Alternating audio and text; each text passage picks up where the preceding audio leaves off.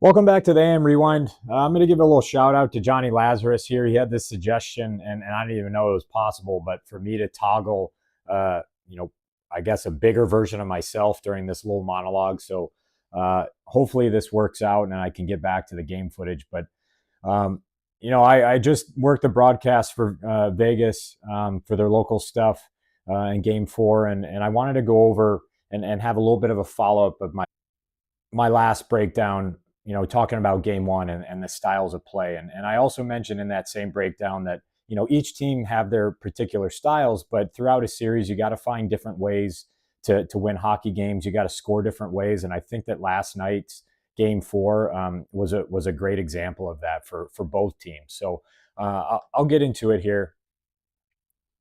The first one is Stankoven's goal. I mentioned that Carolina is a team that thrives off turnovers on the rush, really aggressive, always being over top options. But this is a little bit different, and I like this one for a couple different reasons. But this is off a face-off, ozone draw.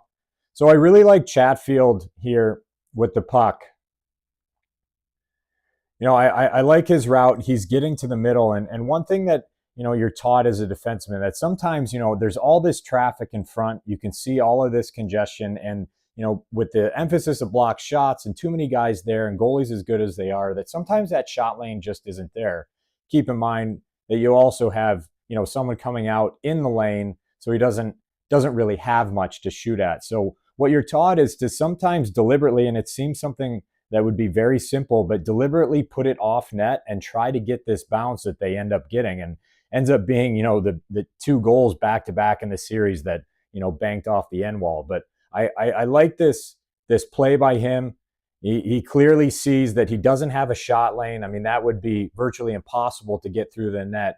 So what he does is that he puts it off the end wall here, just gets it down low, allow your forwards to get to work, try to get a bounce.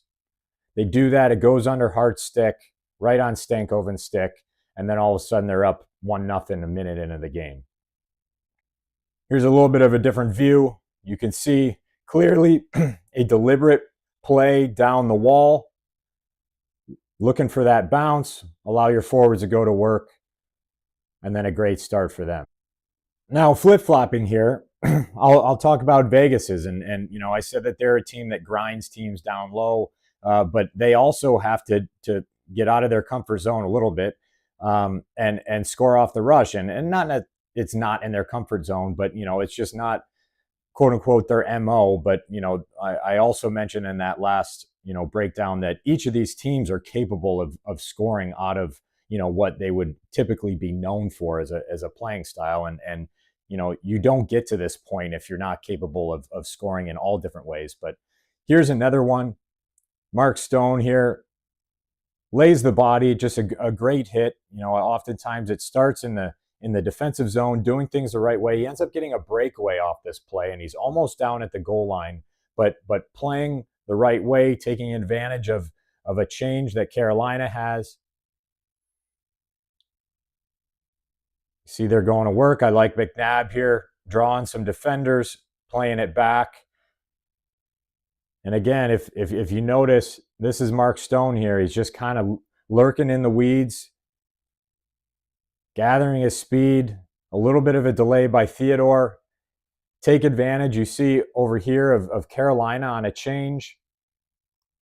Sneaks behind those defenders. Great move, awesome celebration.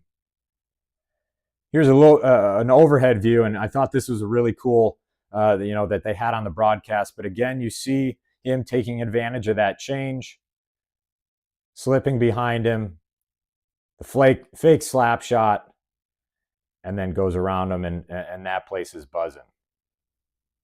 Here's one more. You see him kind of lurking, waiting for that right opportunity to stay on side, and a great goal. Here's Vegas again. They're starting in their own end.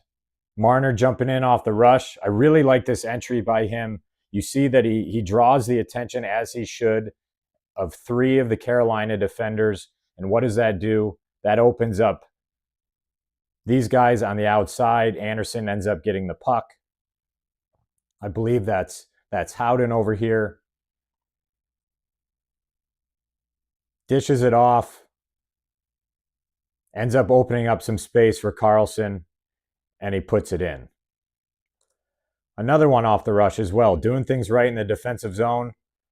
This is Houghton coming down. He's going to eventually score this goal, but I want you to take a look of Colton Sissons here, and without him driving the net, we've talked about that in some of the breakdowns, just how important it is. It allows a little bit more space for Houghton to be able to pull this in and do that a little bit of a drag and shoot. But then it also, with him driving the net, it forces Bussy here to take at least a look at it, to maybe, I don't know if he necessarily does it in this particular situation, but sometimes when you have a guy driving down the backside, you end up as a goalie not being able to be quite as square to the shot as you want to try to cut down the angle, because you have to honor the fact that he could pass this backside and you just don't want to give an easy tap in. But without that net drive from Sissons, maybe that doesn't go in. Here's a little bit better of a view from behind the net. Just a great pull and shoot by Houghton. But you see, maybe I would say that Bussy's pretty square to this, but he's at least distracted by this and knows that as he's reading the play that could be there for a tap in. And then Houghton's able to put it top bunk. Just wanted to show this again, that pull and shoot, and then using that defenseman as a screen. I can't quite tell if this goes between the legs or around, but uses it as a screen. Again, we talked about that angle with Sissons going to the net. And a great goal, and it's a tie game. But now back to Carolina's, what ended up being their game winner. Again, I said you got to score a lot of different ways, that they're able to create a turnover on a forecheck, really get to, into the battle down low. It ends up being Jarvis against 4 Vegas defenders. He ends up winning a battle, and then a great second effort. The first swipe Stahl takes, he misses it, but he's basically on his stomach or on his back, at least rolling, but just a great second effort for him, and he's had one hell of a playoffs here. You see this, they get on the forecheck, creates a turnover. I think that goes off his skate to Jarvis in the middle there. But if you pause this, you look at that, there's 4 defenders for Vegas down low. Obviously that's, never really a good thing, because that means that someone's open, at least on the backside or out front. But, they have good intention. They're trying to end a play. They know that there's a turnover. They know that this is a tied game. So, that competitive instinct in you is that you want to correct a mistake, and all 4 of them are thinking that, but that just leaves the net front a little bit too open. And then there's that second effort by Stahl. Here's an overhead view of it. You see that turnover created off his leg. Jarvis goes in there, good move, winning a battle, desperate. Now this is a desperate hockey team. They're down 2-1 in the series. Ehlers with a good look to the middle. And then there it is, that effort by Stahl. And then they're up 4-3, and they end up winning this 5-3 with an empty netter. But I mentioned in that previous breakdown, of the particular playing styles. But, I also mentioned that you got to be able to score different ways, especially in the final. And this is a great example of showing some of the adjustments that teams have made, throughout this series. And each of these have had to, contribute in other ways. Vegas has had to score on the rush.